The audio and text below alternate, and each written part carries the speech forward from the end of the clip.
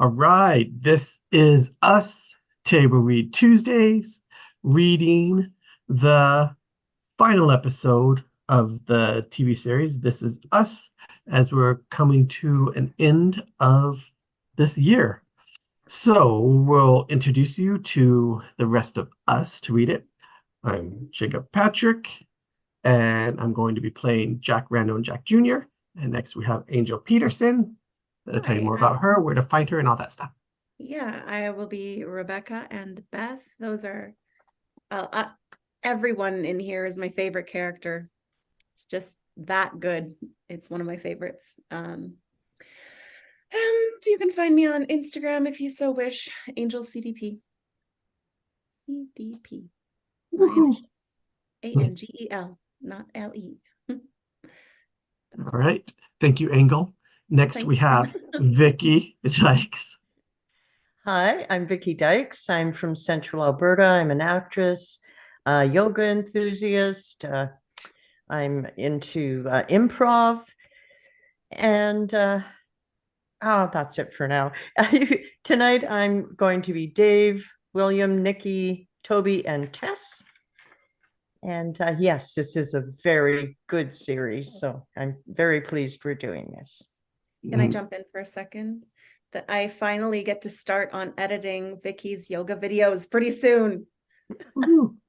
So that'll be awesome. Can't wait to see them. Yeah. All right. Wait cool. to do them. They're really good. And we'll update you here on Table Read Tuesday. But next, for tonight, we have Kat Wilson. Hi there, I'm Kat Wilson from Gig Harbor, Washington, with the lovely San Juans behind me. And tonight I'll be reading actions and descriptions mostly, and Annie, Sophie, and Deja. Is that how you pronounce it? And in my spare time, I read Shakespeare with Two Households in Fair Corona. I plant bulbs in the garden, and I teach environmental education, usually in the summer.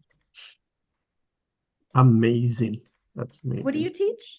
Environmental education, wilderness survival, herbology, that kind of stuff. That's so cool.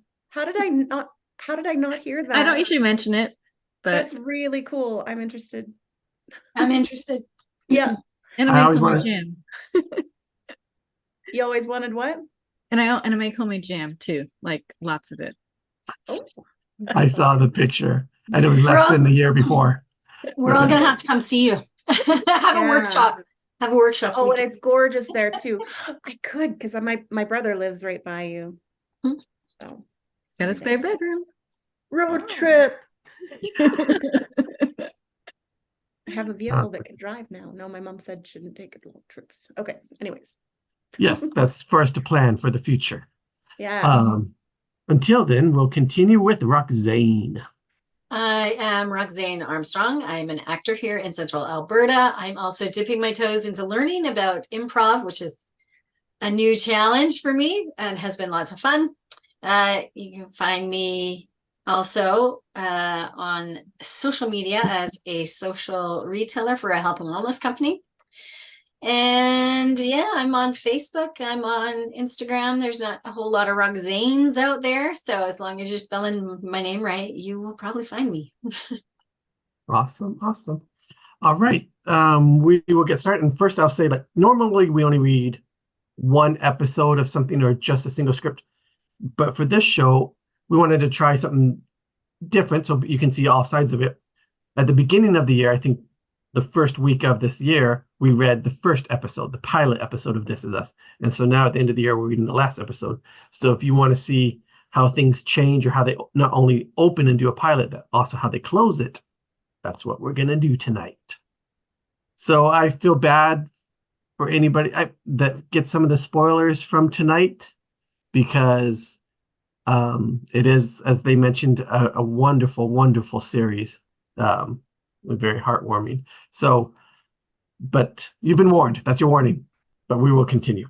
And it's still worthwhile, even after seeing all the spoilers. It's still worth every single episode.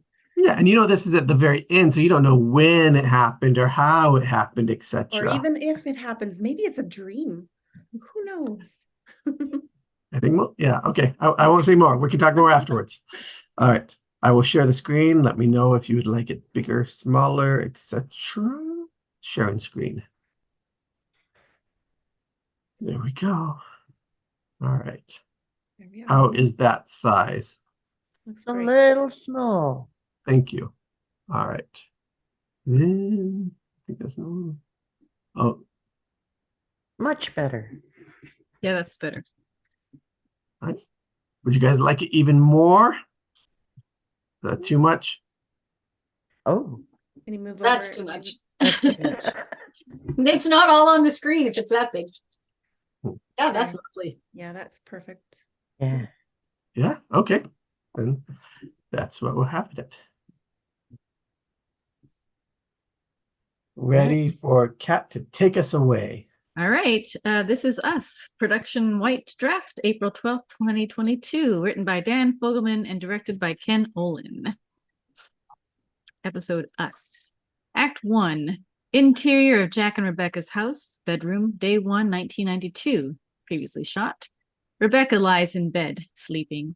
We watch her sleep in close-up, from a POV that one only has when lying in bed directly next to their loved one. Angle on Jack, the source of our POV, watching his beautiful wife sleep. As he watches her, he notices something. Using his fingertip, he traces, without touching her, the outer corner of her eyebrow. She stirs, and he backs off. Rebecca's eyes open slowly. She sees Jack looking at her and smiles. Hey, Hey. oh, such a good dream. Yeah. What about? Rebecca shakes her head. I just know it was good. Can't remember what it was about. Probably me then. Probably. Probably sex. Probably. Jack laughs and looks at her. You have a little scar next to your eyebrow. Yeah, I don't know how I never noticed that before. I got too much sun the other day. Comes out when I get sun.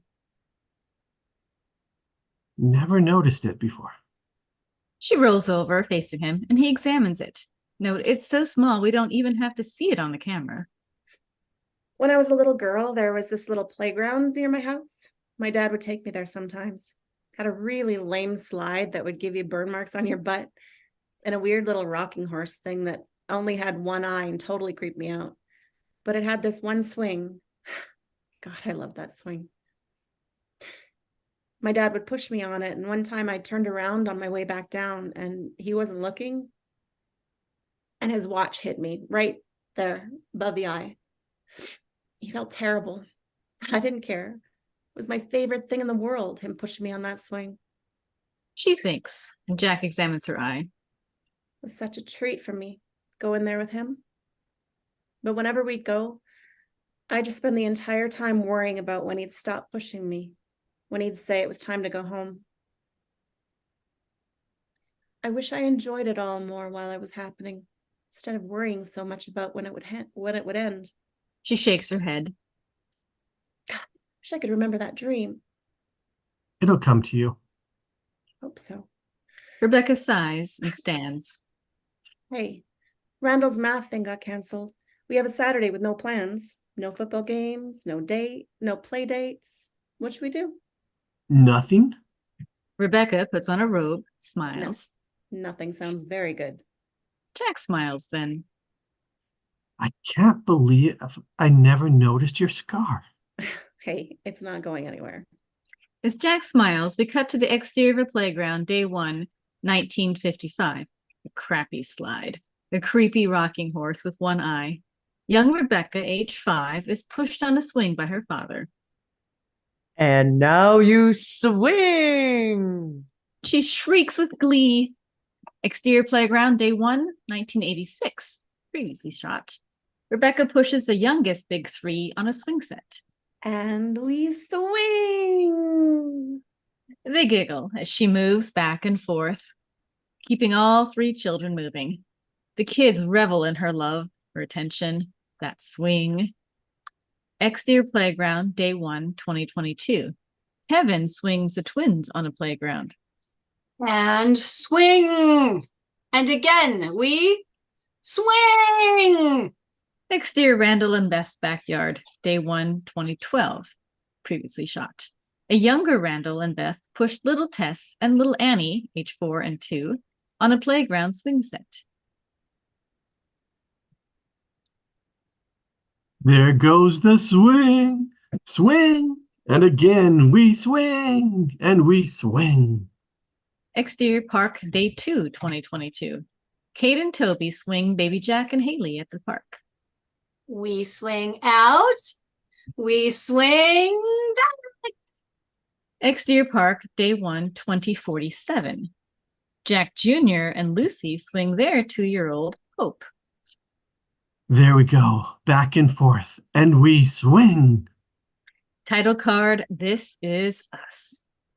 Interior Jack and Rebecca's house, boys' room, day 1, 1992, previously shot. Little Randall sits upright, leaning against the headboard of his bed, lost in thought. Interior of Rebecca's house, Randall's bedroom, day 1, 2023. Now older Randall sits in bed, framed similarly. He looks to his left where older Beth sleeps soundly. To his right, on a nightstand, sits a pen and paper, a eulogy, unwritten, garbled notes. Possible flash, Jack contemplating his mother's eulogy. Randall considers the task that lies ahead. Back to the interior of Jack and Rebecca's house, boys' room, day 1, 1992, previously shot. We pan across the room from little Randall to little Kevin, also in his bed. Kevin is also lost in thought, gazing at a chin-up bar hanging across their bedroom door.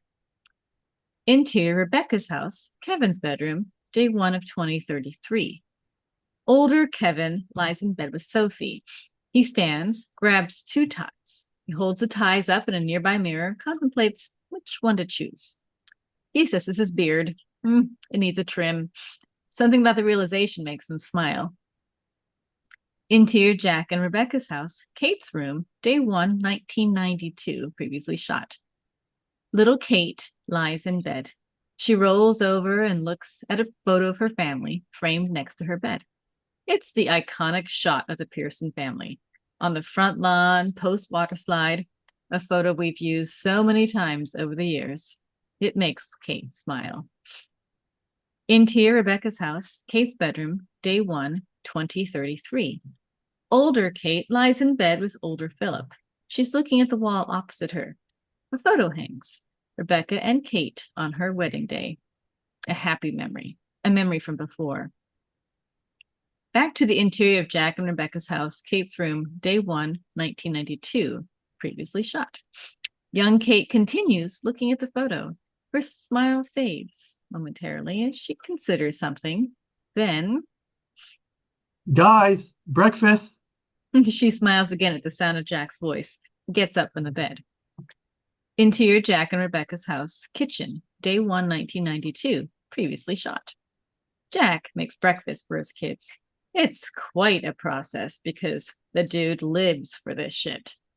The prep, the routine, the Saturday morning extravagance of the dad breakfast. Rebecca watches him out of the corner of her eye as she sips her coffee and reads the paper. He flips the pancake, pro style, no spatula. I know you saw that. Rebecca rolls her eyes. Jack flips again. He misses this one. It lands on the floor. Saw that one. Jack waves her off, undeterred, flips again. Cut to the interior of Randall and Beth's house, kitchen, day 1, 2016, previously shot. Flip. A spatula flips a different pancake in a different kitchen. Randall is working the stove, putting on a show for Beth, Tess, Annie, and William. Annie, my dear, long pour or short pour on the pancakes? Oh, long, please. Long pour coming up. Randall starts pouring chocolate syrup into the batter. Is he putting? Only on the weekends, once in a while. Please don't judge me. I don't have it in me to stop this. Worry not, William. Your son is no heathen father. Before we eat chocolate pancakes, the father rightfully demands that his children shall eat the fruit. Oh, Lord. Randall grabs a melon, brings it over to the girls. Promise me. Dad, If you ever get married, I won't elope. Randall holds up the melon. you can't elope. Everyone groans, loves this. Interior Jack and Rebecca's house, kitchen, day 1, 1992, previously shot. The kids enter screaming. And new Kate that we just gave before starting is Roxy. Did you not hear me? Oh, No. thanks. Yes. I must have yelled too loud. Zoom. Do you guys want blueberry or do you guys want chocolate? Jack. Rebecca looks at the kids, all pleading with their eyes. She gives in with a wave. Just today. And you will eat fruit too, so help me. Jack, Rebecca, and the kids eat. They talk, laugh, tell stories, stick their faces through pancakes. Interior Randall and Beth's house, kitchen, day 1, 2016, previously shot. Randall, Beth, and the girls continue enjoying breakfast together. They talk, laugh, tell stories, have fun with food, and stick their faces through the pancakes. At some point, we pan off of William, and when we return to a seat in the same shot, Deja has taken William's place at the table. She laughs now part of the ever-evolving family journey. Interior Rebecca's house, living room, day 1, 2033. Deja, dressed for Rebecca's funeral, sits in a chair. Malik rubs her back. She checks her phone, then shakes her head at him. Whatever she's waiting for hasn't come yet. She looks over to the kitchen where, interior Rebecca's kitchen, day 1, 2033. Beth, dressed in black, pours coffee. Randall exits, also dressed. He approaches. She watches him. How's writing going? Slowly. Service starts in less than 2 hours. I'm aware. A beat. He sips coffee. He notices Beth looking at him. What? Nothing. Just checking on you. I'm good. He takes Okay. another sip, sees her watching him. What? I think we need to bang out a worst case scenario. About what? You go first. I don't even know what worst case we're scenarioing. After burying your fourth and final parent, you lose it. No parent left to bury. You spend the rest of your days going to other people's parents' funerals like a funeral creeper, just crying single tears at funerals of parents you don't know. Go. I really don't think I'm gonna. You buy an RV. You wake up one morning and say, hey, Beth, we should get an RV. I'm like, sure, I can get down with an RV. But then you just spend your days traveling and back and forth between your parents' various resting places, just driving from tree to tree. You go. Maybe. Mind you, I'm not even counting Miguel. I just realized that. Well, maybe you realize that too. You decide you need to go to Puerto Rico, try and learn his deceased great-grandmother's story, come home talking about swimming the Atlantic Ocean with Miguel's great-grandma's ghost. Beth, She looks up. I'm okay. I'm okay. Oh, sorry. That's you. I'm okay. I'm appropriately sad and appropriately anxious about the eulogy. I have no plans to buy an RV. Because I don't even think you can drive an RV to Puerto Rico. Nor do I have plans to commute with the spirit of Miguel's great-grandmother in the middle of the Atlantic Ocean. I'm centered, and I'm looking forward to this quiet next chapter with my wife and our lives and our eventual grandchildren. And in terms of the quiet next chapter, where's your head at on deep fried Oreos? Musing. You? Same. Honestly, I'm not sure it's for us, and I definitely don't think it's nutritious. Beth nods. As Randall thinks about this, we return to another pretty unhealthy breakfast. Back to the interior of Jack and Rebecca's house, kitchen, day 1, 1992, previously shot. The family sits at the table, eating their chocolate pancakes. Rebecca taps on her coffee cup with her spoon. So guys, since Randall's math contest got canceled, Mathletes. It's not a contest, it's a group of math enthusiasts who compete. Forget about it. Go ahead. Rebecca looks at Jack. He shrugs. She gets to the point. We've got a completely free Saturday, just us. Ugh. Is it really that hard spending a single day together? Yes. Jack looks at Rebecca. Now she shrugs. She tries chipper. What do you guys want to do? Don't Kevin care. and Randall. Oh, Kevin and Randall shrug, pick at their food. Don't care. Whatever. Reveal Kate, her hand raised, eager. Anything we want? All day? All day. What do you got, Katie girl? Several ideas. Several ideas. I like people with several ideas. As Jack high fives his daughter and she smiles, we end Act 1. Act 2, exterior of Jack and Rebecca's driveway. Later, day 1, 1992, previously shot. Kate draws 4 large boxes on the driveway in chalk. Rebecca helps. Does this line look straight, Bug? Yeah. Perfect. Angle on Jack and the boys, watching them. I don't want to play Foursquare with my parents. It's lame. Well, you should have contributed a suggestion then. Kevin's right. This is stupid. Jack turns toward Randall. What's with you today? He ruffles Randall's hair, but Randall shrugs him off. Jack considers his behavior and decides to give him space. Okay, ladies, I'm coming in to check on your chalkwork. Those lines better be dead straight. On Kevin, watching as Jack heads over towards Rebecca. Interior Rebecca's house, Kevin's bedroom, day 1, 2033. Kevin and Sophie finish dressing. Kevin still can't decide between ties. The door opens. It's little Nikki. Yo, Yo. Yes, by the way, we're all dressed, Nick. Come on in. Make yourself comfortable. cousins went to play Foursquare out back. That cool? 20 minutes. And you get that suit dirty, we'll be attending your funeral today, too. Nikki nods. Sophie approaches Kevin from behind. She looks at the 2 ties in the mirror. Oh, that's me. The green one. Yeah? Yeah, your mom loved you in green. Yeah? She nods. He turns, looks at her. Sophie takes him in, his sadness. She touches the side of his face. He leans into her hand. They lock eyes. On little Nikki at the door, watching them, imprinting, modeling. Back to the exterior of Jack and Rebecca's driveway, day 1, 1992, previously shot. Where little Kevin watches his own parents. Jack teases Rebecca with chalk, grabs her, kisses her. Little Kevin watches, imprinting, modeling.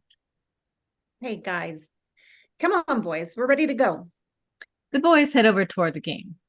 We cut to the exterior of Jack and Rebecca's driveway, later, day 1, 1992, previously shot. The family stands in the squares. Off to the side, Kate lies in the driveway, happily drawing elaborate chalk drawings on the driveway. Bug, don't you want to play? No. I like drawing and keeping score. Start. We have a lot to do today. Rebecca looks to Jack. He waves her concern off. Okay, who thinks we're gonna take out Big Daddy today? I'm Big Daddy. Got it. The boys just stand there, moping, unenthusiastic. Jack doesn't care. He loves this. His enthusiasm even, almost, garners smiles from his petulant preteens.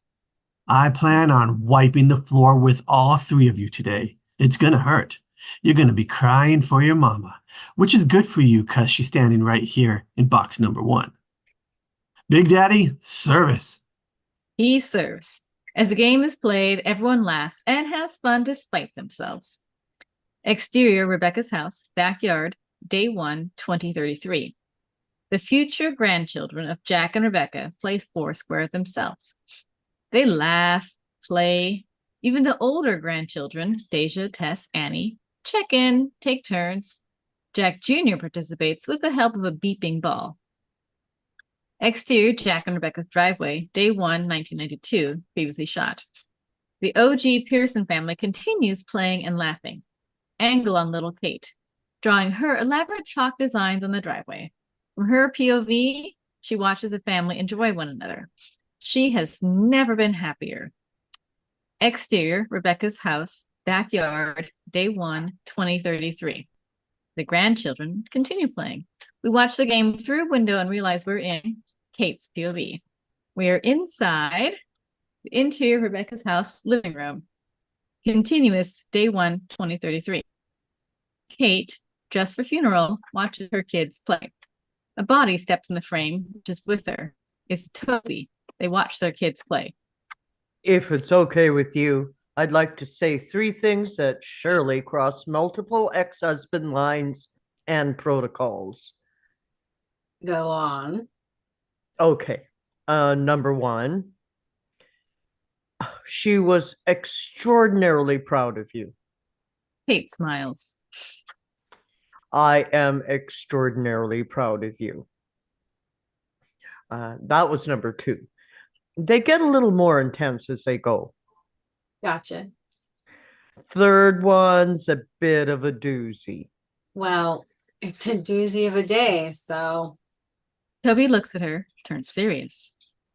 I love you, kid. And even though our marriage didn't go the distance, if Doc Brown showed up here to take me for a spin in his DeLorean, I'd still go right back to that weight loss group and make funny faces at you. Kate reacts, moved. Back to the Future reference. I know. I was married to you. Yes, you were. Yes, I was. They turn back toward the window, continue watching their children play in contented silence. And with that, we end Act 2. Act 3. The exterior of Jack and Rebecca's porch, day 1, 1992, previously shot. Little Kate stands on the porch, watching the rain wash away the last remnants of chalk off her driveway. Jack approaches. Hey, come on. You said you wanted to watch the old home movies next, right? Kate nods, lost in thought. As Jack and Kate look out, Raining pretty hard. she nods, keeps looking forward. Maybe next week we can play again. Actually, maybe next weekend you'll play and I can watch you. Kate shakes her head, no. I really just like being together. Plus, only 4 people can play. And I just slow the game down. That's okay. All I want is for things to slow down anyway. And Kate turns toward her father, smiles. Me too. A beat, a moment of unspoken connection between father and daughter. Home movies? She smiles. Home movies.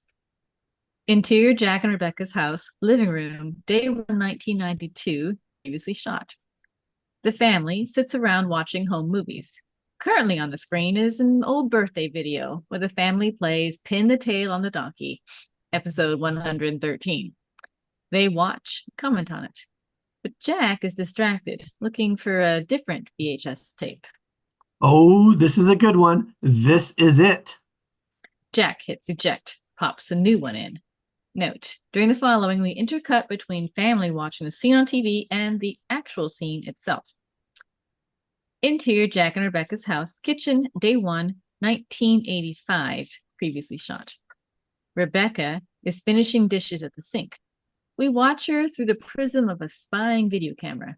She doesn't know anyone is there. Rebecca sighs to herself that dishes are endless. Can we show you something? Rebecca jumps, gasp at the start. Jack, you can't just. No camera, please. Jack, I'm covered in sauce. I'm a mess. Oh yeah, you're revolting. We've got something to show you that we just came up with. You ready? Can I just finish? Nope. Big 3, enter. The camera whirls, and into the room walk 5-year-old versions of the big 3. They are so cute. You pee yourself a little. They line up. Ready? Ready. Ready. Ready. And with that, for the first time, he and the kids invent the big 3 chant. Finally, they get to the end. Big 3. Big 3. Big 3. They pound their chests as Jack whirls the camera back to a clapping Rebecca. She's floored. Guys, Jack, how long did that? Less than potty training, more than ABCs. As Rebecca laughs, we cut to the interior of Rebecca's house, day 1, 2033. The entire family is heading out the door. Last exit are our older big three. They take a collective breath. Are you guys ready for this? No. Absolutely not. A beat. We should do the thing.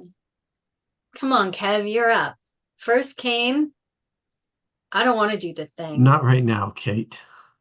The brothers head out. Kate watches them go. Interior, Jack and Rebecca's house, living room, day 1, 1992, previously shot. Everyone is watching the video. Kate is in heaven. I've seen this a million times. I'm going upstairs. Today sucks. They march out of the room. Jack and Rebecca share a confused, bemused look. Rays of sunshine today, those two. You want the athlete or the mathlete? I'll take the athlete. Godspeed. They kiss, part ways. Little Kate watches her family disperse, having lost her hold on the family day yet again. End Act 3. Act 4. Interior, Jack and Rebecca's house, boys' room, day 1, 1992, previously shot. Kevin lies in bed, once again looking up at the chin bar hanging over his door. Knock, knock. Rebecca stands at the door. Go away. Kev, enough. What's going on with you? He looks at her. She cocks her head, expectant. Yesterday at school, we did the president fitness thing. I got the best time in the mile and I did the most sit-ups. I did just whatever on the sit and reach, but that's for girls anyway, so who cares? So what's the problem? I couldn't do any pull-ups. I don't know why. I can never do them. I can do chin-ups, but I don't know. I'm not strong enough or something. So you couldn't do a pull-up. What's the big deal? I was just hanging there, Mom. The whole class was there watching, and I was just hanging there for like 2 minutes. Everyone was laughing at me, Mom, laughing at me. Okay, come here. Kevin hesitates, then sits next to Rebecca on the bed. First of all, I'm sure no one was laughing at you. Yeah, maybe not. Plus, I had Sophie tell a bunch of the girls I was faking it just so the unathletic kids didn't feel bad when they couldn't do one. It played. Ugh, Kevin. I really couldn't do one, Mom. Well, that's okay, Kev. Everything won't always come easy for you, bud.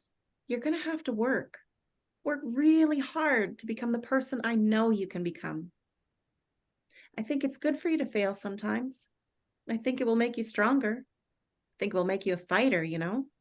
It'll make the big victories in your life feel more special if you have to work for them. Kevin shrugs. Maybe.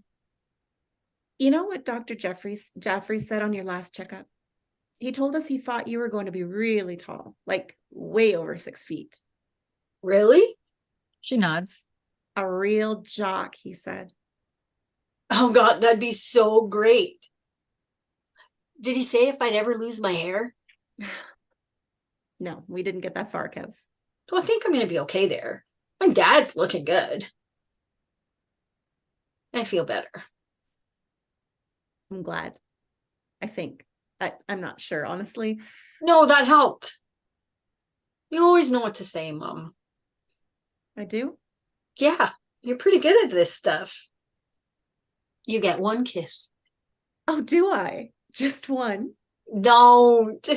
As Rebecca dives in on Kevin, tickling and kissing him, we cut to the interior of a funeral home, day 1, 2033. Kevin watches people arrive at his mother's funeral. He looks to his mother's urn. He feels a hand on his shoulder. He looks at the source. It's Uncle Nicky. He smiles at Kevin, then. Can't believe I'm standing here. My brother's wife's funeral.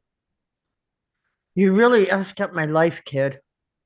Appreciate that. Thank you.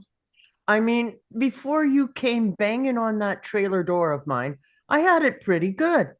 I didn't care about anything. And if you don't care about anything, you don't care when anything is gone. One day something's missing. You think, huh, well, that thing that was here yesterday is not here today. Oh, I wonder what's for breakfast. Much simpler that way. He looks at Kevin, puts his hand on the side of his face, affectionate. You really effed up my life, kid. Your mother and father would be deeply ashamed of what you did to a sweet, sensitive old man like me. You dick. He pats his nephew's face, affectionate, walks away. Kevin watches him go, smiles. He turns and looks across the room to Randall. As they push in on Randall, his surroundings go silent. He begins to float through his mother's funeral. Note, if you're unlucky enough to attend a parent's funeral, you may recognize Randall's experience here. Randall floats through the day, everything a silent blur. He greets people, receives and gives hugs. He is comforted by his family, his wife, his children. He watches Philip be there for his sister. Sophie, Madison, and the kids are all there for his brother. He eventually gives the eulogy. For such a verbal man, it's strange to watch this play out in silence. We simply see the audience react, cry, laugh. We hear nothing. Randall floats. He floats silently through his mother's funeral, through space and time. We cut to the interior of Jack and Rebecca's house, bathroom, day 1, 1992, previously shot. Jack peers in the open door bathroom, discovers Randall at the sink. Randall is staring in the mirror at himself. Want to tell me what's going on with you? Randall sighs, turns towards Jack. Mathletes wasn't canceled. I lied to you guys. This catches Jack off guard, but he covers. Why? This kid in math class, has been giving me a hard time the last week or so. We'll call him David for these purposes because I'm not going to let you make this a thing. Anyways, he's been calling me Fuzz. Fuzz. My lip, I'm getting a little bit of hair, don't you see? Oh, sure, gotcha. He was just at me kind of hard yesterday, and Rory Seltzer was sitting down at the desk in front of me, and I just wanted to get the attention off of me, so I pulled Rory's hair from underneath him, his chair from underneath him as he sat, and he went down hard. And Miss Doone saw it, and she told me I was suspended from Mathletes for a week, and I got detention, and there's a note. You guys have to sign it. Jack is stunned. You don't have to say anything. I feel awful. I'll never forgive myself, and I'm pretty sure Rory Seltzer is going to have a terrible life because of what I did. Oh, I'm sure Rory Seltzer was going to have a terrible life no matter what. Don't be funny. Jack considers this. Well, I'm not sure I know how to discipline someone who's already harder on himself than I am. It's a little confusing. Sorry. Upbeat. I do know a thing or two about facial hair, though. Want me to teach you how to shave? As Randall looks up, we end Act 4. Act 5. The interior of Jack and Rebecca's house, bathroom, day 1, 1992, previously shot. Jack stands behind Randall at the bathroom mirror. Randall's upper lip is covered in shaving cream. Randall tentatively raises the razor blade and then stops. I'm afraid I'm going to cut myself. You won't. Randall raises the razor again when Hey, what are you guys doing? Randall jumps and almost slashes Jack. Dad's teaching me to shave. Ooh, I want to shave. Kevin pushes in. You don't even have any facial hair. I do. Kevin immediately starts filling his hands with shaving cream, patting it everywhere on his face. Whoa, Kev, easy.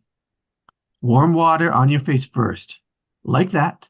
Then the shaving cream, a nice and easy layer. Not too thick, not too thin, like that. Here we go. Randall, you're up. Jack gently puts his hand over Randall's hand and helps the blade down gently over his lip. Kevin watches in awe. Holy crap, dude. You're shaving. I know. Jack smiles. Rebecca pokes in. What do you guys? Oh my God, I'm not seeing this. It's time, babe. At least for me. I have facial hair. It's just blonde. Rebecca watches Jack gently shave her son for a moment. I'm gonna cry or throw up. I'm not sure. Are you guys sure you should be? Mom, I'm sorry, but this is kind of a man thing. Jack looks at her, shrugs. It is. Okay. Well, Kate wants everyone downstairs for Pin the Tail on the Donkey soon. Okay, we'll be right down. Rebecca takes one final look. Just don't let them maim themselves, Jack. Wasn't planning on it. Those little faces. Mom, One final look, and she exits. Jack grabs a second razor, helps Kevin as Randall continues shaving. here you go, Kev. That's good. Randall, nice and smooth. You can press down a little. Sorry. Jack watches his boys shave. He guides and corrects, of course, but then lets him figure it out too. Guys, come on. Why does Kate want to do all this stuff so bad? It's all baby stuff. I mean, we're shaving now. Totally. Jack smiles. Don't underestimate your sister, gentlemen. She gets it. At a very young age, she gets it. What? Jack thinks, considering how to explain. When you're young, all you want to be is older. And as you get older, all you want to do is go back, be back. They keep shaving, or pretending to, barely listening. Jack is talking to himself now, almost as much as them. Try and appreciate the moments, you know. That's all we're doing, collecting these little moments. We never recognize them when we're in them because we're too busy looking forward. Then we spend the rest of our lives looking back, trying to remember them, trying to be back inside them. Jack thinks. It's strange, the things you remember.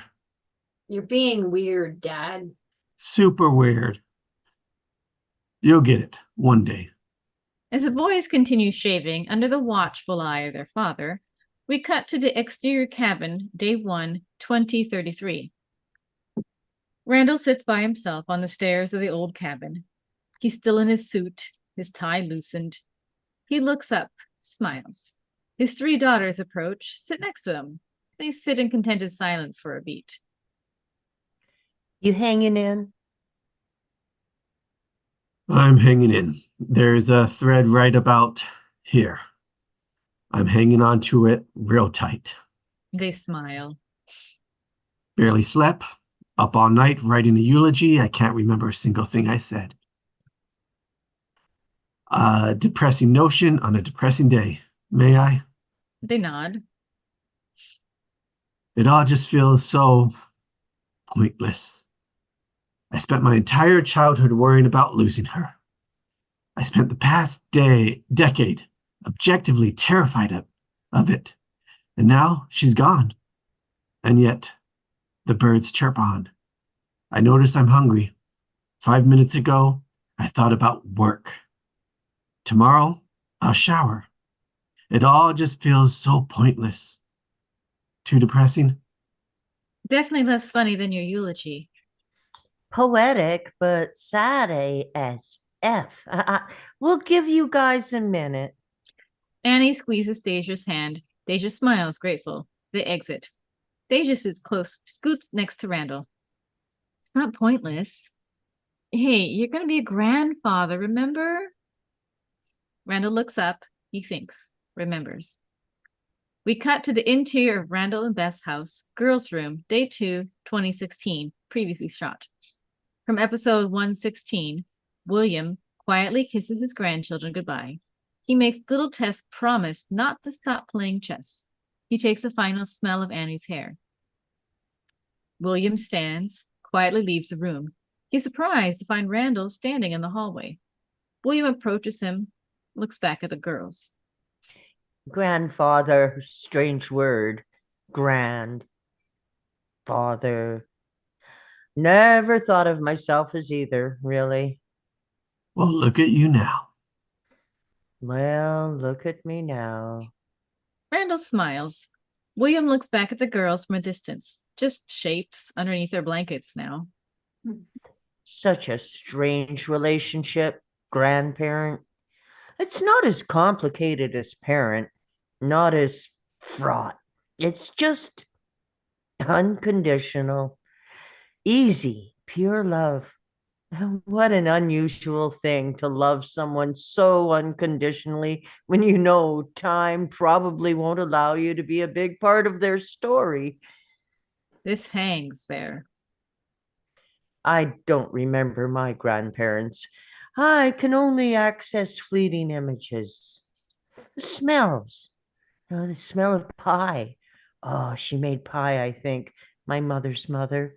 Oh, my father's father smoked a pipe. I remember the smell of that pipe.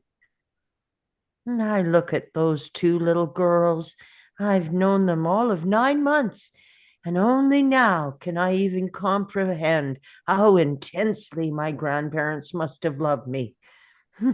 And all I can remember are fleeting images, those smells of pies and pipe. I wonder what they'll remember about me. A lot. William waves us off, sheepish. A selfish thing to worry about, I know. A lot. William and Randall lock eyes. The understanding is silent but clear. Randall will not let them forget. Plus, you've got all that real nice, real distinctive smell. Well, thank God for that. Like shaving cream and old sweaters. Okay. William grabs his bag, changes tone. Memphis? Memphis. Let's hit the road, Grandpa. They head toward the stairs. Back to the exterior cabin, day 1, 2033. Deja looks at Randall. I've been checking my phone all day. I was hoping I'd get an email so I'd be able to tell you something that would make you smile. I just got the email. Randall looks up, quizzical. I found out the sex of the baby. It's a boy. You're going to have a grandson. A boy? Are you sure? Deja nods. And if it's okay with you, we'd like to name him William. Randall's eyes go instantly wet. Your grandson will be named after a man I never met. But I know him because I know you. It's not pointless, Dad. Randall wipes his eyes, stands, begins to shout. A boy! Finally, a boy! I'm having a boy! Actually, I'm having the boy, but he's off. And as Randall continues yelling and happy dancing until his prosthetic makeup falls off, we end Act 5. Act 6. The interior of Jack and Rebecca's house, living room, day 1, 1992, previously shot. Jack, Rebecca, and Kate hang out in the living room. Kate brings a familiar pin the tail in the donkey box over toward the front wall and starts hanging it up. Are you going to show off for us, hon? Yep. Kevin and Randall enter with newfound swagger. Their parents look up, perplexed. We have shaven. Lean as a baby's bottom. And Jack and Rebecca share a bemused look. Kevin notices Kate hanging the game up. No, Kate, we're supposed to hang it. You have to go close your eyes. Kate beams at their participation. Okay. Rebecca sits down with Jack on this couch. He rubs her back, casual. She leans into him, yawns. They watch the kids. Lousy today. Lazy day. Randall got detention and suspended from athletes. Oh, God, why? It's fine. I'll tell you later. A beat. Kevin is terrifying and exhausting, but he's also wonderful. I know. They're shaving. I know. Rebecca looks at Jack, looks back at the kids. We sat right here a few years ago, right on this couch, and She considers something, then you turned out to be a 10, Jack. I go higher, but I hate when people say scale of 1 to 10 and then someone answers 12. It's not the rules, you know? You're a 12. Thank you. I love that you recognize it. they laugh, turn back toward the kids. Okay, guys. Blindfold her and spin her around. Let's see if this kid still got it. The boys start spinning Kate around. As they do, Jack looks down toward the pin the tail on the donkey box. It features 2 little white kids, boy and girl, and 1 black kid. It looks remarkably like the Pearson family. Flashback to the interior toy store, day 1, 1981. Jack and Rebecca push the 1-year-old versions of the big 3. Jack has a shopping basket. Oh, Beck, look. Jack bends down and grabs the pin the tail on the donkey game. He shows Rebecca. Holy crap. Is this for real? The box is a literal representation of their family. Guys, look at this. Maybe there's another family out there just like ours. The Peasings. The Peasings. They live in Minnesota. They're very happy. They look very happy. Jack puts the game back, but Rebecca grabs it. Yeah? Jack, when the world puts something this obvious in front of you, you don't just walk away from it. You could be missing out on something extremely important.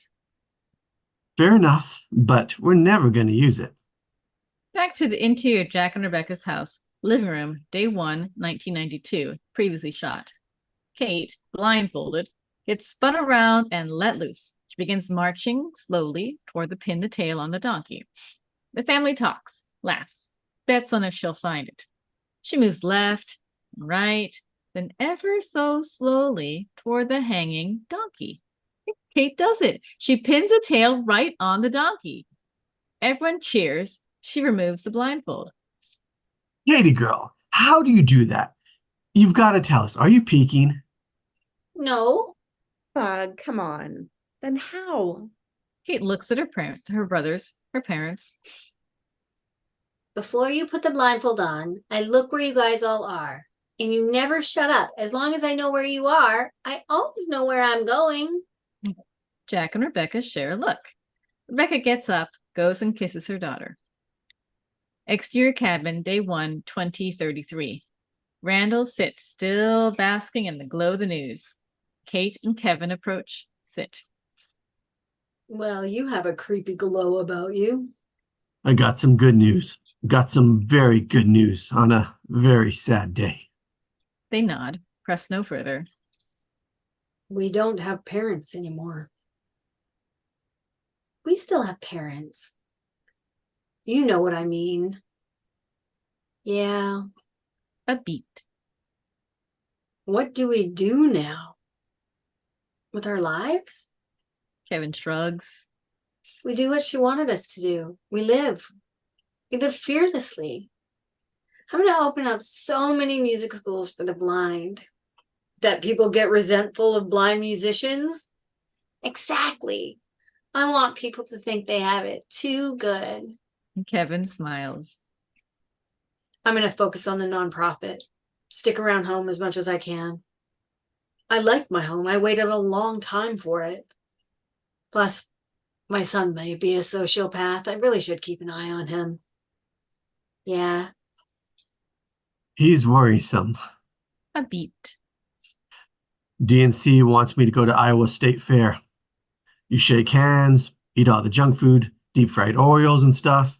And if the people who deep fry the food like you, maybe.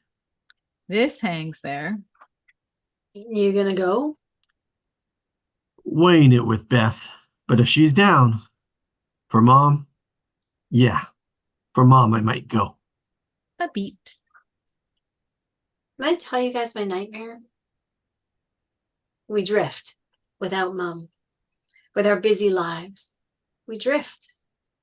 I'm not saying we wind up estranged or anything. We still talk on the phone, share the occasional holiday, but We're not going to drift. we could drift.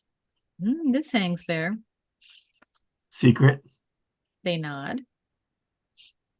if someone asked me to close my eyes and picture my family, I don't really picture Beth and the girls.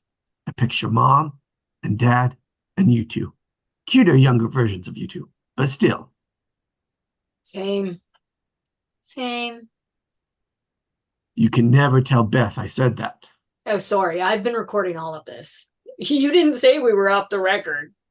I'm trying to hit on something real here, Kev. I'm aware, Randall. You just don't have to announce it like you're testifying in front of Congress.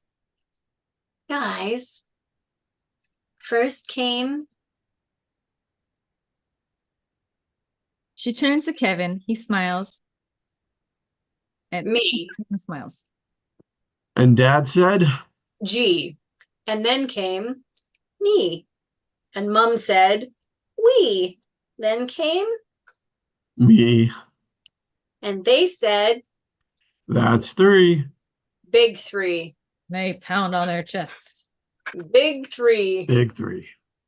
They laugh and then sit there in contented silence. Kevin turns to Kate.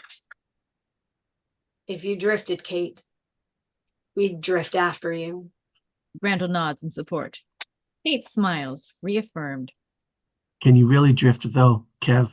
Can't remember if you actually learned how to swim. Oh, says the guy who's built like a buoy. What's that supposed to mean? Means maybe lay off the Oreos, bro. No one wants their president looking like Charles Barkley. Guys. A beat. They laugh, sit there. She squeezed my hand. Hard. Right at the very end. Right before. Yeah. I saw. I wonder what that was. As they think on that, we return to the interior train caboose, Dawn 1, out of time. Rebecca lies down in her caboose bed, turns to her side. She sees Jack. Hey. Hey, He traces her face. I've missed that little scar. Please. You didn't notice it for over a decade. Was way too busy looking at the rest of your face. A beat. I'm a little scared. I know, but don't be. Hey, babe.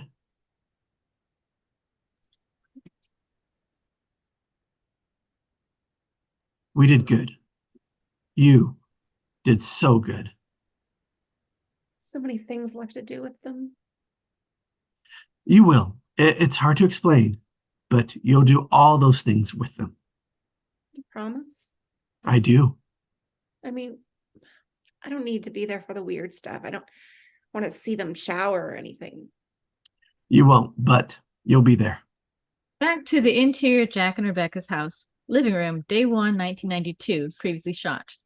We pick up with the family hugging Kate after Pin the Tail on the donkey. Okay, be honest. Now that I'm shaving, do I seem more like a man? More like Dad? Rebecca cocks her head. I don't know that I see it yet, Kev. Kevin stands up straight, starts doing Jack in a deep voice, mannerisms and all. Hey, babe, you know how much I love you, right, Beck? Babe, Beck. Life is just collecting moments, right, Beck? Babe, Beck. A beat. Then Rebecca cracks up like she really loses it. Of course, this makes Kate crack up. Kevin is so pleased just to see everyone laughing. Eventually, Rebecca smothers Kevin in kisses again. The family piles on one another, wrestling, laughing.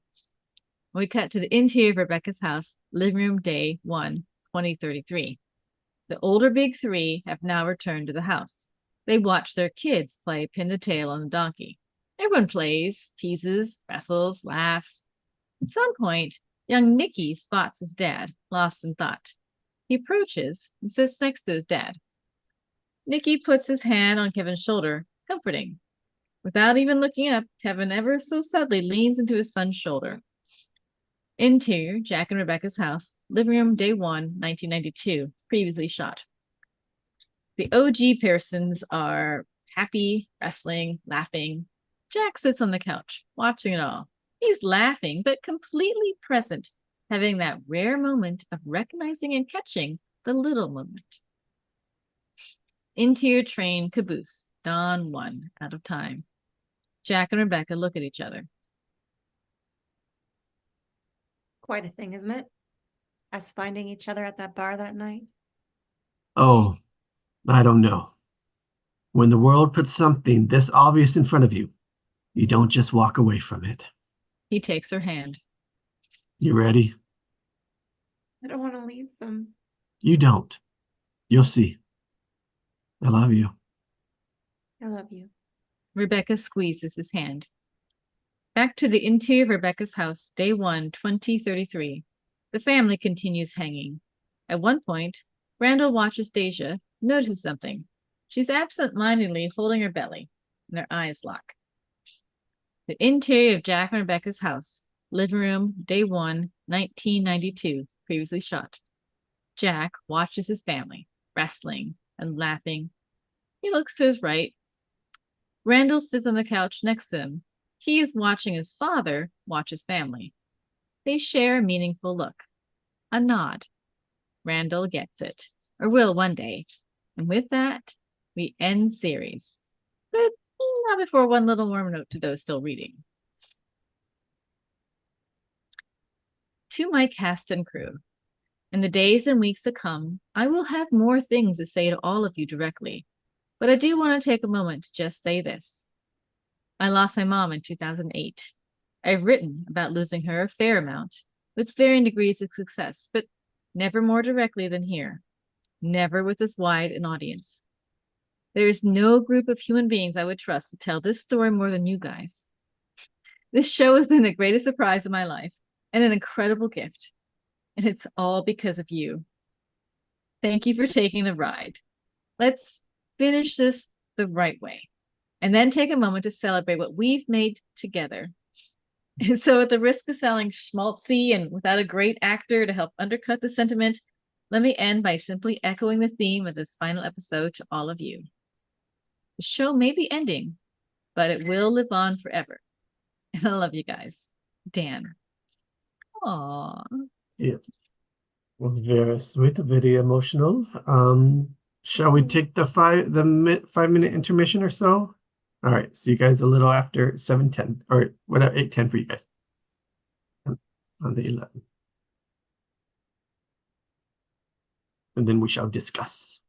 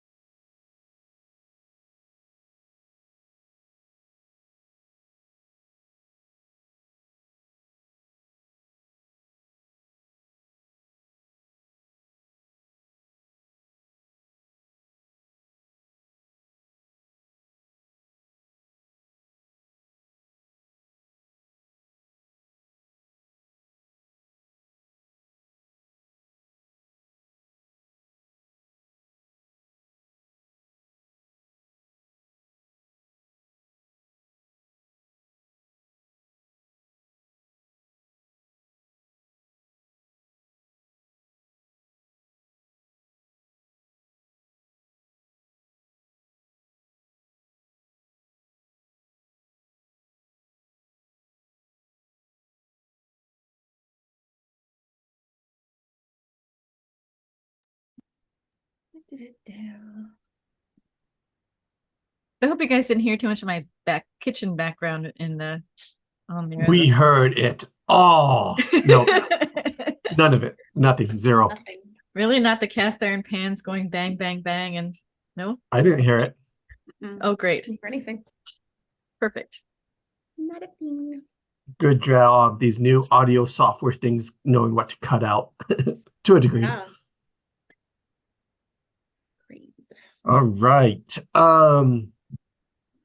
First, I guess from those who haven't seen the show at all, or then haven't seen this episode, what did you guys think? Were you able to follow along and stuff?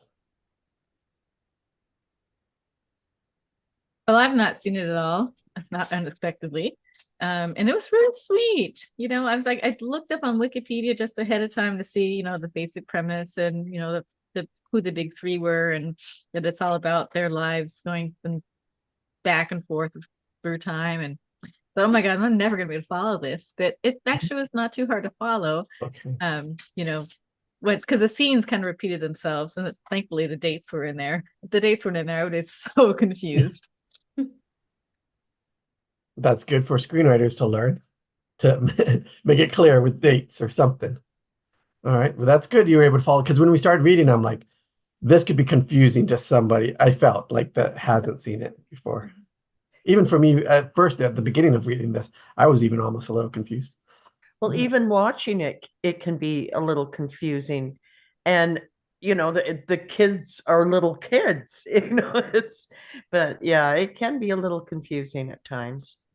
Yeah, because this particular episode had a lot of jumping around. Yeah. But then I did personally feel like it started to get easier to follow along when you were able to identify what they're trying to share through these multiple sequences and how they're tying them together. Whatever, at least for me. Yeah. Guys. But yeah, Kat, from what you were saying, it seemed very sweet. It is a very sweet show, all of it, all 6 seasons. I feel the second season's maybe weaker than others, but yeah, I loved it so much. I bought the DVD set so my family that didn't have access to whatever streaming thing it was on, they could watch it and Nice. stuff. I think this one was more sappy than most of them. But oh, you're I almost feel like Cat. oh. Muted, I guess. So yeah, no, just Jacob and Angel just playing back and forth against each other. It was so realistic. It was so fun to watch. Wow, good. Thank you. We actually Um, watched the whole series. Series. Well, not the whole of it, but A lot. a lot of it together. So, well, together apart. Yeah. Over Zoom type thing or whatever. Yeah, it was Google fun. Hangouts. Yeah. Otherwise, I It's end up definitely- watching things all by myself. That's sad. It's definitely one of my favorite series for sure. Mhm. But I disagree, Angel. I think most of them are equally sappy. like, They are, Or yeah. equally strong as Sniff Yeah. Skinner. Most of them will make you cry for some Yep. reason. Yeah. In good ways, I think. Yeah. I think that as a standalone, like just standing alone by itself, it's harder to be invested in the characters and their emotion because you don't really know. You're not invested in them as you Right. would be if you watch the entire series till the end. Mhm. That's probably why it sort of feels sappier than normal, because it's been a break, quite a break from watching it, and then to see it, it's like, oh wow. But yeah, I was picturing them all in my head as we were all reading it, like as if I'm watching the movie. I saw it all, or watching the show. But- Not from memory of what was on the show, but just oh right, yeah, just Being the memory able- of the characters and everything. visualizing what they looked like at that age, how they sounded, Yeah, and yeah. that I was able to do, but I don't think a lot of this was in the episode. I Unless haven't seen I'm it enough to remembering. know how much. I feel like I do remember the kids playing outside. I remember Deja with the baby. I remember Randall. Like most of it, I remember like Rebecca talking to Jack in the bed. Yeah, I Um, remember the train. I thought mhm. more of it was in the train. I don't remember the swings. Do you remember the swings? No, I don't remember the swings. I think that got cut. Yeah. But Hmm. Any other thoughts, you guys? You have to make it past the one that's really difficult to watch, and then because I started watching this, and I think I stopped watching it for 3 years after I watched the one that I'm just going to say that it's the hardest to watch. You'll know when you get to it. I don't. no interest in watching. Aw. Yeah. Never, and have never had any interest in watching this one. I don't know which one you're talking about. Message it to me, Angel, Okay. what you're talking about. Maybe it's just particularly difficult for me. Oh, I think I might know what you're talking about then. And my daughter, they stopped having cable years ago. And this is a series that she said, Mom, I'd really like you to watch a couple of the first episodes with me and see if you want to continue to watch it. And I did watch, I can't remember how much, the first 2 seasons at least. And I just kind of got off track. And when I told her we were watching this or reading this tonight, she said, oh my goodness, okay, I can't watch because I actually haven't seen the last 2 seasons. Oh, no, she's got to wait then. So she got off track too. But yeah, I was, Who and so many others. yeah, watching this it's really easy to become invested in their lives, Yes. because they're so sweet Mhm. and it's so real, Yeah. and also in the same breath, it's like they are such they're brothers and a sister. They really and truly are, even though Randall's adopted and he doesn't look like his family, but to know the family, it's he belongs there. It was Absolutely, meant to be. Yeah. When you're talking, I'm like, what? Wait. Oh yeah. Yeah. They're just siblings, that's all. They are really. When they fight like siblings fight sometimes. But okay, Kat, you wanted to say something?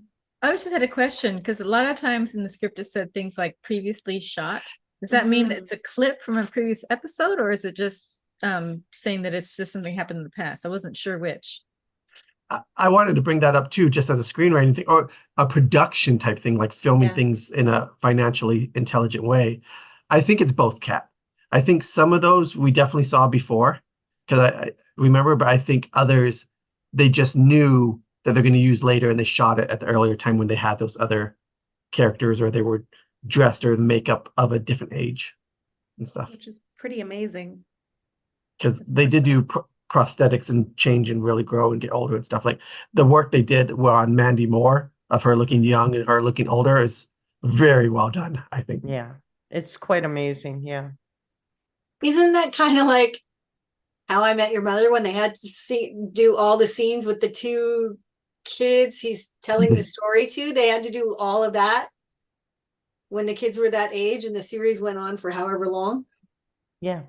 Heard about that. That kind of a previously shot thing. They would have had to previously shoot all the kids while they were still all that little. I think so, but not in the same way because I'm guessing, I mean, if they were that smart and they knew that far ahead, then yeah, but I feel like because they had multiple episodes with them at all those different ages and younger, so I don't think it was stacked or planned that way, but similarly, yes, I think so. So they probably just shot a whole bunch of things we might use in the future episode. And so we'll just get as many things as we can with the kids doing all of these things while they're here and then throw I them wonder in if we how can. I know I wish I did have a more of an answer. How many seasons did this run? Like it was very well loved. I know that it's a very 6. well loved season. I think it was 6. yeah, I think the name of this episode that has on the script is 618 or something like that. Yeah, So 13. Yeah, it's I wonder if he had these things are for sure going to happen, so let's film these things and then we'll write around that. So if there's changes, because I know for 2020 they had to make some changes when there was the lockdown and everything, and they I think they cut out a lot of the young children filming some of that. So yeah, like we were talking about before, Angel, you were saying how they alluded like before the lockdowns that they were going to take the show a certain direction.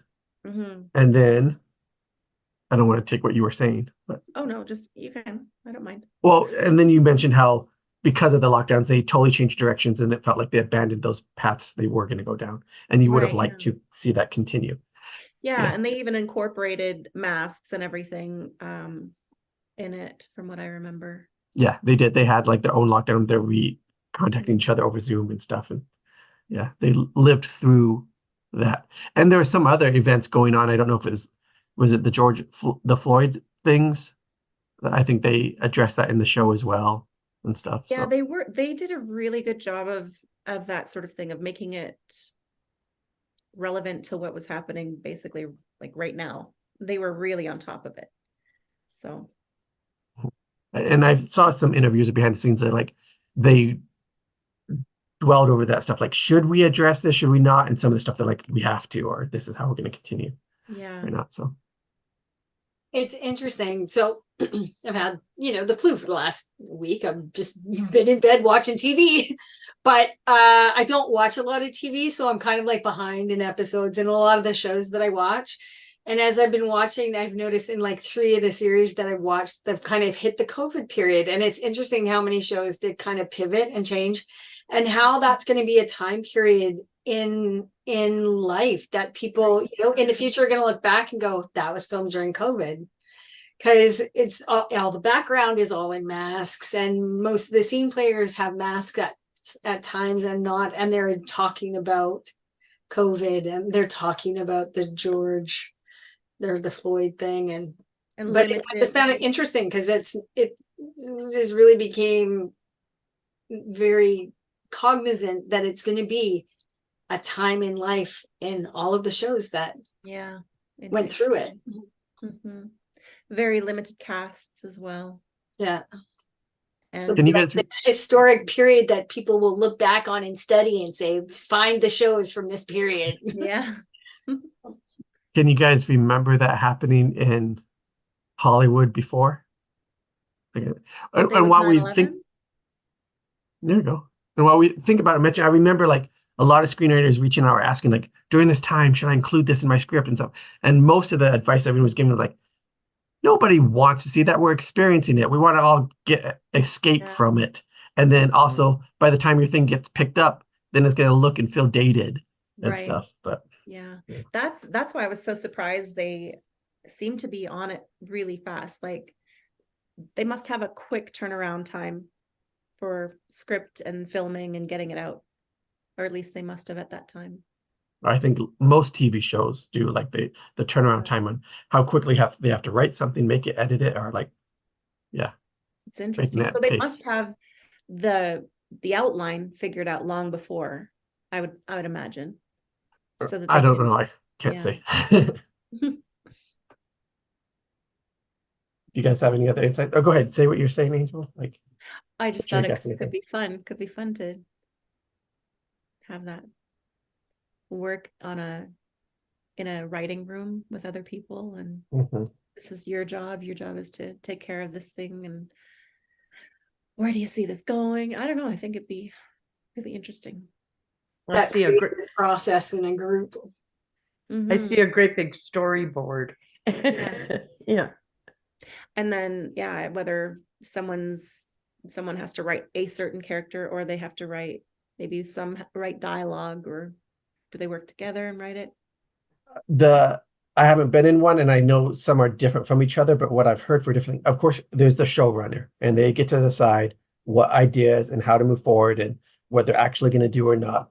They like everybody in the room like pitches different ideas, and then they think they have one of the writers goes and writes that episode based on everything they come up together with. And now at the end of it, the showrunner might take it and shape it back into, but then as you'll look on, so they all share and coming up with the ideas, but then you'll look at the credits and it'll have more like mainly one writer usually per episode. They kind of like share that.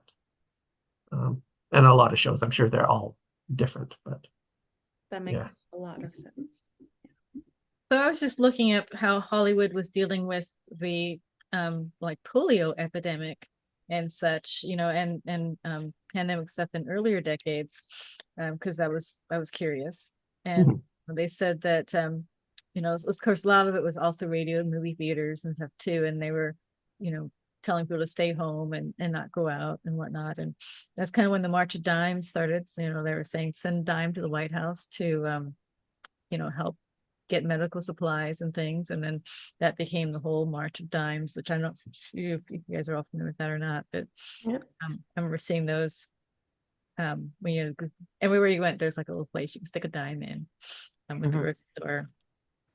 But yeah, they had a lot of events were canceled, and so there were a lot of fundraising efforts to help radio stations and TV stations stay alive. And a few shows, they said, address things, like you have like a nurse, shows with nurses talking about polio and whatnot. So they did incorporate their sort of localized, then that epidemic into their scripts to some extent. Yeah. Not a lot, it seemed, but it seemed to some extent there was. And if anybody watching this has any further insights or I said anything wrong, please put the corrections in the comments. So for anybody else watching. But yeah. No, thank you for looking that up and sharing that, Kat. One thing that This Is Us was really good for was bringing up just really, really beautiful metaphors for things and imagery. What was the one with the handprint? Do you remember that? Oh, but it could be spoilers anyway, so. But just watch for them. I mean, you're going to see them. It's not like it's hard to miss. Roxane's not going to see them. She No. has no. Okay, other than the people who are not going to see it, which I'm sure is more than just Roxane. There's just some really beautiful stuff that takes your breath away. And one thing they did in this is like, it's kind of idealized, but like as an example, it sets an example of good families and how an example, like if you don't have the best family life or you don't want this, like this could be a good example of how a husband and wife should talk to each other, how they should have conversations with their kids and stuff. So it's good for that as well. I think like the idealized families. Yeah, my favorite. Yeah, I really loved it for that. My favorite couple, I think, is Randall and Beth. So They're awesome. I know, they're so like, you just love them. They did amazing casting. Like again, the Beth character, she's like fantastic. And yeah. And then again, of course, the story between Jack and Rebecca, like that love story is just phenomenal. And the actors themselves must just really like have good dynamics and friendships and all that chemistry. So I couldn't imagine any of them not getting along. Actually, I think I saw interviews and they do get along outside. Yeah, of it they're and like stuff, family. more so. Yeah. Pretty cool. Yeah. So many, like, I don't know, great characters. Like you guys saying, they make you love them, like Toby and stuff. He's so likable in different ways. I mean, there's moments where they purposefully do other things, but yeah, it's good. It's good. Yeah. And go ahead. I liked how, so I think at the very start, they made Start of the show, you mean, or the start the of the very start of the show of I think of the first episode, what we read, they bring up Kate's weight a whole lot more than like, she's just Kate. It's not anymore so much the struggle with weight, which is great. Like people should see past that, and we're people. We're just. But it is an ongoing theme that comes and goes through the series. Because it is going to be an issue with somebody. And I just saw today that it was kind of like how Dan Fogelman at the end of the script said like a lot about his mom at the end. The Kate and that struggle is kind of like he's bringing that in from his real life, from his sister and stuff. And she was like a consultant on the show as well. Oh, cool. Yeah, he's brilliant. I think it would have been unrealistic if they had ignored it, because right? But what I meant is it's not Yes. like that was her whole identity. She Yeah. was herself. She was a full person. And yeah, and it was a challenge that she had, but she wasn't just this. Her I weight. have a question for you guys who have seen this, which I think is just Angel and Jacob, My name's right? Jacob. And Just Vicky. kidding. I'm looking Vicky at all saw your most of names. it. I'm like, that's not, none of those are your names. Rebecca. Do you feel like as a series finale that this really tied things up well? Do you feel like it was a culmination of the season, this like the series? As I always was mentioning like to Angel, go ahead, what? Oh, just I always would like more, but go ahead. I was mentioning this to Angel before we started today, that I felt this episode, like the very last one, was kind of like an extra episode, like a bonus. Like I felt like the episode right before this more wrapped it up and was more of an ending episode than this one. But otherwise, yeah, I think so. Even just from replaying what we read today, I think so. Yeah. Now, addressing the weight thing with Kate, the siblings, they each had their strengths and their weaknesses, Mhm. and they were so very different, and yet they were so bonded together. Mhm. Such special relationships that changes through the seasons. Mhm. And I don't want to do any spoiler alerts for those who are intending on watching it, but okay, so you know that Kate has the weight issue. Well, Kevin, was that Yeah. the one son? Yeah. What's his issue? His issue is that he's so good looking and he's such an athlete and charming that he just falls into an acting career. And it's just kind of like so easy for him. And yet it isn't. It's very complicated for him. And he has a lot of self-doubts and he has his issues. So that's just one example. So I think the weight thing was chosen on purpose, because it's something that a lot of people can relate to. But Kevin, that's not an issue that a lot of people can say, oh yeah, poor me, I fell into this acting career. And I got on But this series and oh It was no. also so important too, yeah, to be able to see and that he's not just a caricature. He's a human being and he's got heart and he's Yeah. got, maybe at first we might be like, oh yeah, you poor guy who has everything. But then he becomes a person to us all. Very And- much so. Yeah. And tying what you said, Vicky, to what you asked Roxanne, is this episode. Oh, what was I going to say? Like, for example, it showed earlier in this episode that Kevin loved and reveled in when he was making the whole family laugh, showing to later of him becoming an actor and then also needing other people's approval. Like he was worried about the other people watching him, laughing at him. And then also when he, like you're saying, part of his problem, his personal issue was he was a hopeless romantic, as it also showed in this earlier episode that his son now was watching him through the door, and then it showed back to him watching his parents with this perfect romantic relationship through the door. So that they tie in their whole lives from the beginning to who they are now. And that kind of like with the weight thing, that it's not just plopped on as like, oh, we're going to do a story about this, we're going to do this. Like it was integral to their arc and their story and who they are and who they become and what happens in their life and how they all meet and link to each other. Yeah, I don't think it was random. And same with Randall.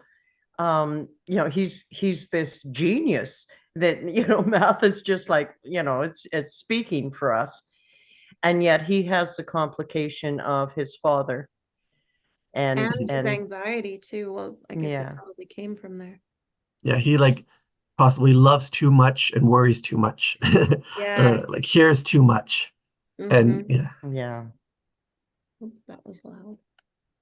I really liked how many kids and parents there were and how the whole concept of family that it's, obviously not just who's your birth mother, your birth father, because obviously some people in this script are adopted, and then they have to go find, I'm assuming they find their real fathers, and whatnot. But yeah, I love the fact that at the very end, you have somebody who's pregnant, and apparently not everyone knows that they're pregnant, because of just judging by the way someone's looking at someone holding I don't know their names, I'm sorry, Yes, holding sir. their tummy. But as a mom, it was really nice to see how many different ways the parents were interacting with their children and their children with their parents. And I could see, all of those things, from whether they're the little kids to the teenagers to now those people are now parents and then grandparents. And so it was very, maybe not realistic, although I think there's a lot of realism in there. It was just, the way you would like it to be.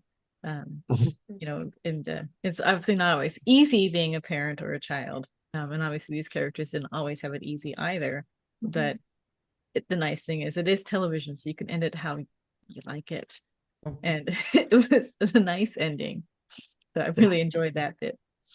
Gives me hope for, my abilities as a parent. I might have to be in here too. Yeah, because I think the vein that runs through the whole series is that they are so invested in their family and their children's, each individual child and what's going on.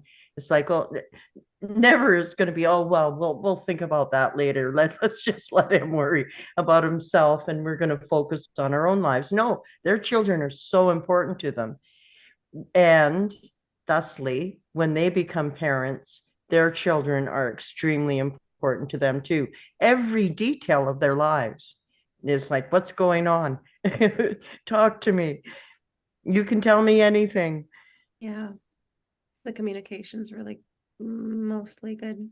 Yeah. So it's teaching through example how to be good families, how to be invested in each other. And then this last episode shows how that ripples through the generations. Go ahead, Roxanne. I have another question then. Yes. Can you, who have watched these episodes, did you find it was relatable in any way to your own kind of family life, or not relatable? Some of it was what I would like to have, but yeah, it goes through, it's not like it was all just so beautiful and everything worked so nicely and everyone's happy and loves each other. No, they had fights, they had challenges and arguments and heartbreaks and all of that. So yeah, very relatable.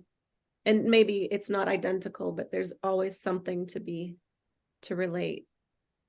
Yeah, there is really, drama and conflict. Go ahead. It really got to me personally, being William and being the grandfather. And for me personally, my dad's parents, I didn't know either of them. They were passed before I was born. My mother's parents, well, her mother passed when she was 6.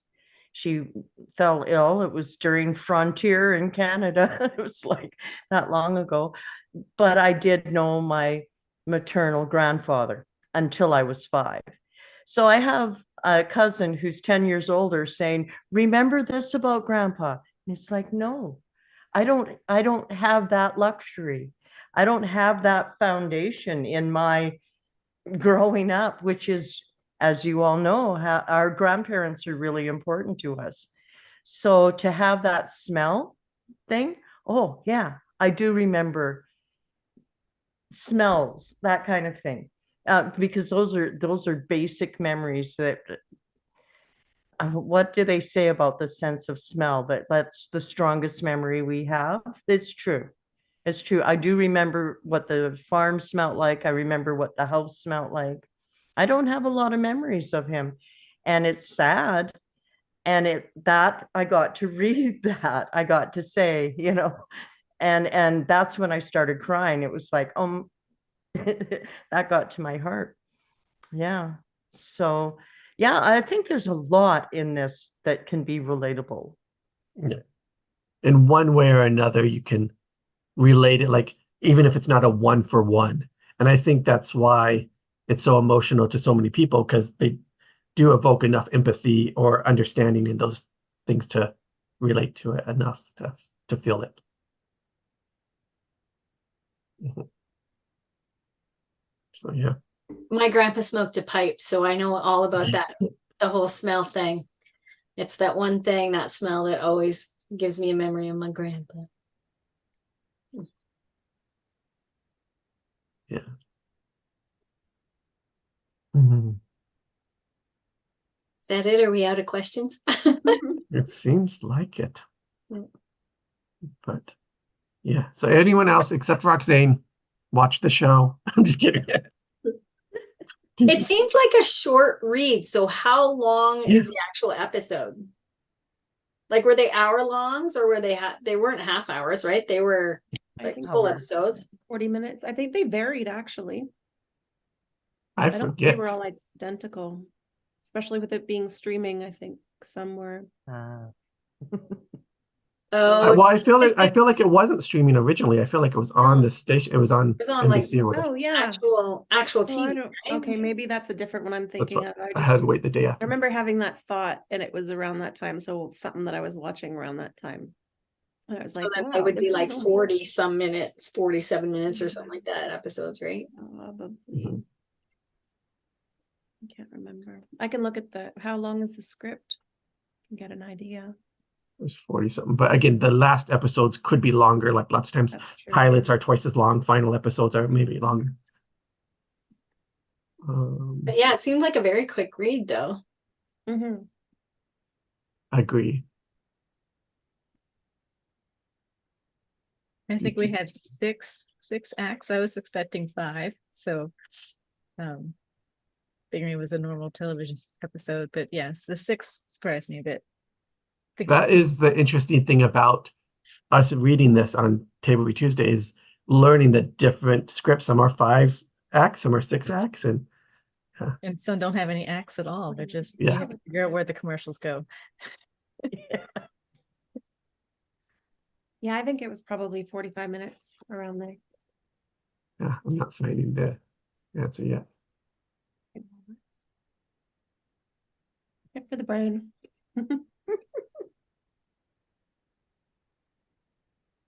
I need. Yeah.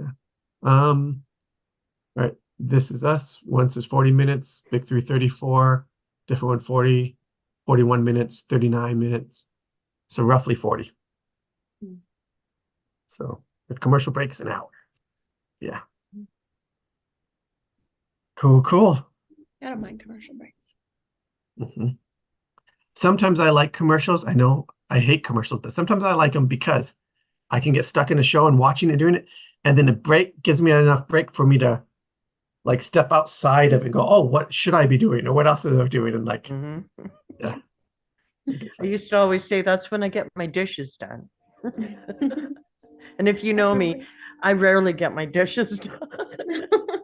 You need to watch more shows with commercials. You gotta get a new TV right in front of your sink so you can like. Okay. Hello, Ron. Did you hear that?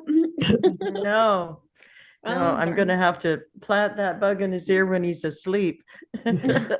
Next time he says something about the dishes, well, you know, if I had a TV right here, okay. You could watch it and do it. Enjoy. For him. What would Rebecca do? Yeah. What would Beth do? You know, we watch most of our shows without any commercials in them, whether they're on disc or whether they're just on some sort of streaming service or whatnot. You know, my husband is saying how our son will never know, yet exactly 2 minutes to jump over the couch, get your drink, use the bathroom, and then jump back over the couch to, not miss the next scene. Yeah, you couldn't pause it. Mhm. Couldn't pause it. Yep. Yeah. Uh, how many of you guys like Godzilla movies? I don't think I've ever actually seen a Godzilla I don't think I've movie. seen them either. I was gonna think no, and I don't like most of them. The I've one seen that's out now, clips. Godzilla -1, good movie. I recommend it. So Here. Oh, next week. So next week we're doing It's a Wonderful Life. Maybe. Yeah, as long as nothing changes or comes up where we have to change it, if we have Yeah. enough people and etc. Everyone here is going to be That's there. the plan. I'll I be don't think there. Kat, you weren't. Oh, you are? Cool. I Okay, think right on. so. Tuesday next week. Yeah, is it the Check 19th, I the think? other Yeah, regulars 19th. and- I think I can be there. Awesome. Awesome. So I finally watched that movie for the first time the earlier first? this year. That Like, was the first time you've seen it? because I don't really celebrate holidays and stuff, and I viewed Oh, it as yeah, like a that makes Christmas sense. movie, and this stuff always come and stuff. And then I saw it, I'm like, this is a good movie. It's still Yeah. a good movie. This is like, even the pacing and story and everything, this is a solid movie. I see why everybody loves it and watch it. It's not Yeah. just nostalgia. It's not just the holiday thing. It's a good movie. Yeah. So, It doesn't I've have to never be seen it Christmas. either. yeah. Well, here's your chance to decide if you want to read it first or watch it first before next week. You have a week. But, I think I've seen Uh, it once. okay. Well, Wow. I put it into a similar category as Christmas Carol, actually, which we are doing on Saturday. Oh. And yeah, it's something that can be a tradition. And You I thought watch it it was every for year. most families. I thought most families have that on every single year, and that's what you watch. But Well, not. for us, it's Home Alone. I don't have. We Yeah, actually so watched maybe something the called The Grinch. Christmas Dragon, which is a very obscure Christmas movie. Yeah. Very low budget, but it has a dragon in it. So, and Well, it's got that a makes Christmas up for theme low in it. budget then. You should look it up. It's pretty fun. Mm, cool. All right, everyone. Thank you. Thank you. I enjoyed this. Me too. All right. I guess Although we'll it's see you- always interesting having conversations with yourself. It's too people. Yeah. I know. I as I was doing, I'm like, I feel like in some points it wasn't. I mean, when they're right next to each other, then I think I was changing the voice more. But when it was two separate characters further away, I'm like, I didn't change my voice enough. So, yeah, Wow. it was good. Thank Yeah, it is people fun. can see the script. Yeah. Yeah. If you guys want any particular role, unless Oh yeah, unless we're gonna do casting right after this, could. we could. Yeah. Do you guys have any favorite roles or things you'd like to be in It's a Wonderful Life? Oh, Yeah, sounds like you guys haven't whatever. watched it enough to care. And you're all Like, good with multiple roles if necessary. This one had, I think you looked it up, Angel, and it had at least 40. Oh, it had yeah, 40, around 40, 45. And I think there's, of course, that's the thing where there's main roles. You know what I mean? Like it's going to be main 5 people, and then all these other little roles coming in and out. But Yeah, and sometimes we get it wrong because we'll search it up and they're just mentioned. mentioned a bunch of times, but the actual role is a lot smaller than we thought it was. So thank you all for your understanding throughout the years. Yes. We try, but we don't always get it. All right. So this is us, and It's a Wonderful Life. Good night. This was us, and now we are gone. Now it is time to bid adieu.